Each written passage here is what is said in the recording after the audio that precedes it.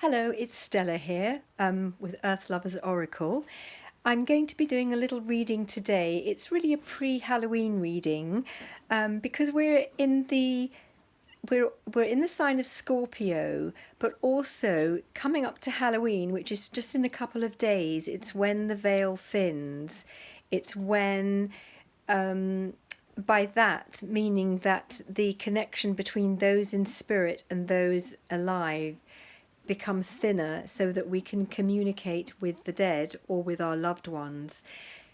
Also at this time of year, as in nature, where things are beginning to die back and die down, ready to go underground for winter, we're in this sign of Scorpio, and Scorpio is all about introspection and insight and going deep down. And currently, we still have the planet Mercury, which is the planet of communication. Still, it's just gone back into the sign of Libra, but it's been probing the sign of Scorpio, and we have this feeling of mining and digging into the depths of things. So the picture I have on the canvas is of the three phases of woman. It's the maiden, the woman, and the crone, and that's very symbolic of this time of year, of the symbol of Hecate, if you know about her, the goddess Hecate, where you have the two crescent moons either side of the moon. So all these things are themed into coming up to Halloween and the veil thinning and being much more introspective. So at this time of year, quite often we go into what is, if you've ever heard of shadow work. And the first card that I drew is the Lady of the Mirror. And it's where and you can see a picture of a girl, and she's looking into a pond, very, very beautiful girl, looking into a pond. It says reflection, non-judgment. It's sort of by looking at oneself that one is able to reflect upon one's actions, but not be harsh on oneself. Just think, well, that's played out in that way, or maybe I've had a theme of doing things in a certain way. Possibly I could do things slightly different because it would bring a different result. But always bear in mind that your life plays out, it unfolds as it should at every given time, and as we move on the path, we do gain wisdom and life experience. So I think that's very appropriate for Scorpio. Also, the next card is the Altar Priestess. And at this time of year, again, particularly, people do construct altars, and they could be the simplest little thing. It could be like a little shelf or a little place on a table where you light a candle and have a picture of a loved one if you are coming up to the Halloween period, or that you simply want to remember your ancestor, and you could have something on the altar, a sort of a belonging or a memento that you inherited from them, that really, where every time you look at them you think, oh, that really reminded me of this aunt or my mother or my grandmother or my grandfather.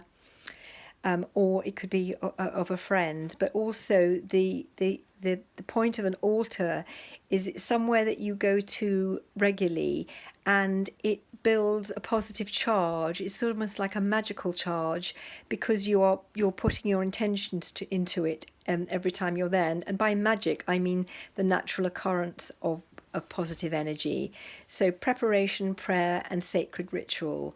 Again, it's very sacred is something that's very special, and it could be something very, very simple, but it's something that is dear to your heart. So this idea of erecting an altar, and also it could be something in the garden, and weather permitting, where you go outside, there's a little space, there could be a statue there or a sundial, and where you go there, it could be that a bench you're on. So it's this place where you are communing with the higher dimensions.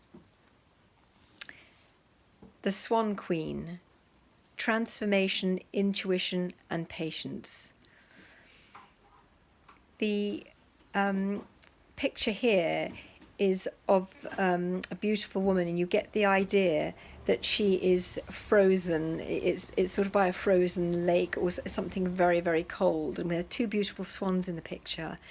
And the sign, going back to the sign of Scorpio, it's a water sign, but water can change the way it can be very fluid. It can be rushing and gushing like a waterfall. It can cause rain, but it also can be frozen. It can freeze into snow and into ice. And this is sort of saying, having patience, because sometimes it takes a little while for things to thaw out. But transformation does come, but it's a matter of biding one's time and using that intuition. The word intuition comes from inner tuition. It's like our inner teaching. And actually everybody is, everyone has intuition, is born with intuition, but some people don't realize that they can be intuitive or don't know how to use it. But with a little bit of practice, it certainly, we can develop this awareness, because if we use that, it is sort of our, we have the practical side, our sensibilities, but also intuition. It's our instinctual area. And if you think of, a gut feeling, it's that feeling that you get when you know a truth. And the gut looks actually quite similar to the brain. It's fluted, but it's more, has little feelers on it. So the gut is also often called the emotional brain in healing circles anyway, and it's actually very, very true, this intuition and gut instinct. And then on the back of that, I drew the card the Hawk Prince, spirit communication and paying attention. And in a way, once we are in an intuitive mode, we do begin to notice signs, we notice things, we notice repetitions of significance, and also spirit communication. We could feel, if someone's around us, we could sense them. We don't have to see them. We could suddenly feel very chilly, have the shivers, or sometimes people have said that they can sense, or they could smell like it's somebody's favorite perfume, or the smell of roses that actually reminds them of the person. So it is this thing of paying attention, but to do that, one has to quieten down.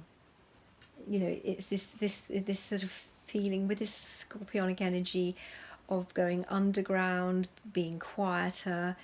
And with that, it's like real gems are offered up to us. I then drew the Ringmaster of Scrutiny, which is very interesting. There's a sort of young wizard type man, and he's holding a wand, and then there is a magnifying glass in the background. So he's scrutinizing and actually seeing what is really there. So really the thing of intuition, being tuned in, discernment, and clear vision as to what is really going on. But through operating your intuition, you will have a clearer vision and be able to discern things. But as things become more clear to you, and it's sort of like details are revealed, you will know which way to act. But so I think these cards, they're all very introspective and very, very interesting. Now the last card that I have is the Lady of Lightning, and it says on the card, surprises, sometimes shock, total paradigm shift. And we have a picture of a lovely oriental lady surging up into the force of the elements with the lightning, which is very dramatic. But this card to me is saying that, through your journey of being intuitive and having discernment, listening to spirit, and that things, information may come your way, or an awareness might come your way, where there is lots of information, where situations where you thought you had a handle on situations, and this actually may not be the case at all. And because it's rather like looking through the reverse side of a looking glass, things can sometimes flip themselves on their head. Lightning is sort of like the planet Uranus in astrology, where, the lightning bolt changes everything. It's blam, it's there, and suddenly everything is clear.